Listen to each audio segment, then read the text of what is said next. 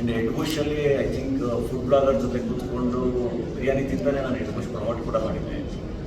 ಹಾಗಾಗಿ ನನಗೆ ಇದು ಈ ಥರ ವಿಷಯ ಪಿಕ್ ಆಗ್ಬೋದು ಅಂತ ಗೊತ್ತಿರಲಿಲ್ಲ. ಬಟ್ ಅದು ಪಿಕ್ ಆಯಿತು ಆ್ಯಂಡ್ ಅದು ಡಿಸ್ಕಷನ್ ಆಯಿತು, ವಿಚ್ ಇಸ್ ಓಕೆ. ಅಂದರೆ ಏನು ನಡೀತಾ ಇದೆ ಅಥವಾ ಸುತ್ತಮುತ್ತ ಅಥವಾ ಸೊಸೈಟಿಲಿ ನಾವು ಏನು ಯೋಚನೆ ಮಾಡ್ತಾ ಇದ್ದೀವಿ, ಹೆಂಗೆ ಯೋಚನೆ ಮಾಡ್ತಾ ಇದ್ದೀವಿ ಅದೆಲ್ಲರಿಗೂ ಗೊತ್ತಾಗುತ್ತೆ ಅಟ್ಲೀಸ್ಟ್ ಈ ಥರ ಡಿಸ್ಕಷನ್ಗಳಾದಾಗ.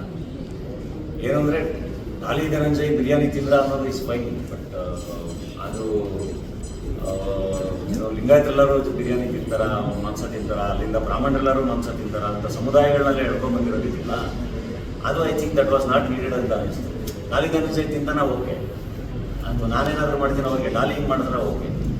ಸೊ ಅದು ಐ ಥಿಂಕ್ ಅದನ್ನು ಫಸ್ಟ್ ಶುರು ಮಾಡಿದವ್ರ ಇಂಟೆನ್ಷನ್ಸ್ ಮೋಸ್ಟ್ಲಿ ಅದು ಒಂದಿಷ್ಟು ಜನ ನೆಚ್ಕೊಟ್ಟೋ ಇಂಟೆನ್ಷನ್ಸ್ ಇತ್ತು ಏನೋ, I don't know. But I am not affected. ಮೊದಲೆಲ್ಲ ನನಗೆ ಅದು ಭಾಳ ಅಫೆಕ್ಟ್ ಆಗೋದು. ಇವಾಗ ಐ ನೋ, ಅಂದರೆ ನಾವು ಸರಿಗಿದ್ದಾಗ ಅದ್ರ ಬಗ್ಗೆ ತುಂಬ ತಲೆ ಕೆಡಿಸ್ಕೊಳ್ಳೋ ಅವಶ್ಯಕತೆ ಇಲ್ಲ ಅಂತ.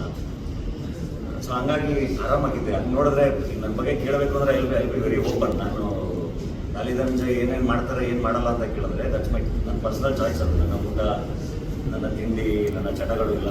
ಬೇರೆ ಯಾರಿಗೂ ತೊಂದರೆ ಕೊಡೋದಲ್ಲ, ಏನು ಮಾಡೋದು ತಪ್ಪಲ್ಲ ಅಂತ ನಂಬ್ತೀನಿ. ನನ್ನಿಂದ ಯಾರಾದರೂ ಡಿಸ್ಟರ್ಬ್ ಆಗ್ತಿದ್ರೆ ಅದು ತಪ್ಪಲ್ಲ. ಸೊ ನನ್ನ ಬಗ್ಗೆ ಕೇಳಿದ್ರೆ ನಾನು ಸಿನಿಮಾ ಪಾತ್ರಕ್ಕಾಗಿ ಸ್ಮೋಕ್ ಮಾಡ್ತಿದ್ದೆ, ಬಟ್ ಅದನ್ನು ರಿಯಲ್ ಲೈಫಲ್ಲೂ ಅದನ್ನು ಕಂಟಿನ್ಯೂ ಮಾಡಿದೆ. ಬಟ್ ಇವಾಗ ನಾನು ನಿಲ್ಸಿದ್ದೀನಿ. ಆ್ಯಂಡ್ ನಾನು ಇಂಡಿಯಾ ಡೇಸಲ್ಲಿ ಭಾಳ ಚೆನ್ನಾಗಿ ಪಾರ್ಟಿ ಮಾಡಿದ್ದೀನಿ. I was famous as beer boy. ನಾನು ಇವಾಗ ಅಕೇಶನ್ಲಾಗಿ ಮಾಡ್ತೀನಿ. ನಾನು ಅಂದ್ಬಿಟ್ಟು ನಾನು ಅದನ್ನು ಎಲ್ರಿಗೂ ಮಾಡಿ ಅಂತ ಹೇಳೋದು, ಅಥವಾ ಮಾಡಿದ್ರು ಎದುರಿತವಾಗಿ ಇರಲಿ ಅಂತಲೇ ಹೇಳ್ತೀನಿ. ನಾನು ಯಾವುದೇ ಸ್ಪೀಚ್ ಅದು ಮೊನ್ನೆನೋ ನಾನು ಯಾವುದೋ ನನ್ನ ಯಂಗ್ಸ್ಟರ್ಸ್ ಎಲ್ಲ ಸೇರಿ ಸ್ಪೀಚಲ್ಲಿ ಸೇರಿದಾಗ ಅದನ್ನೇ ಹೇಳಿದೆ. ನಾನು ಅಂದರೆ ಏನಾದರೂ ಮಾಡಿ ಎದುರಿತವಾಗಿ ಮಾಡಿ ಬದುಕು ಚೆನ್ನಾಗಿ ಕಟ್ಕೊಳ್ಳಿ ಅಂತಲೇ ಹೇಳೋದು. ಫುಡ್ ಅಂತ ಬಂದರೆ ನನಗೆ ಭಾಳ ಫೇವ್ರೇಟ್ ಸೀ ಫುಡ್. ನಾನು ಅದನ್ನು ಕದ್ದು ಮುಚ್ಚಿ ಮಾಡೋಕ್ಕೆ ಅದು ಕ್ರೈಮ್ ಅಲ್ಲಲ್ಲ.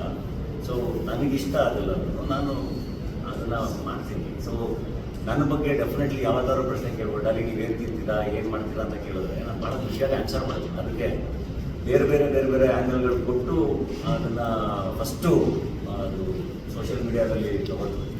But I have to thank, ಅಂದರೆ ನಿಮಗೆ ಎಲ್ಲರೂ ಭಾಳ ಥ್ಯಾಂಕ್ಸ್ ಹೇಳಬೇಕು. ಅದನ್ನು ಭಾಳ ಚೆನ್ನಾಗಿ ಅದನ್ನು ಕ್ಯಾರಿ ಮಾಡಿದ್ವಿ. ಭಾಳ ಚೆನ್ನಾಗಿ ಒಳ್ಳೊಳ್ಳೆ ಪ್ರಶ್ನೆಗಳನ್ನ ಕೇಳಿದ್ರೆ ಭಾಳ ಚೆನ್ನಾಗಿ ಅದು ಅವರವ್ರ ಆಯ್ಕೆ ಅನ್ನೋದನ್ನು ಭಾಳ ಚೆನ್ನಾಗಿ ಅದನ್ನು ಹೇಳಿದ್ರಿ.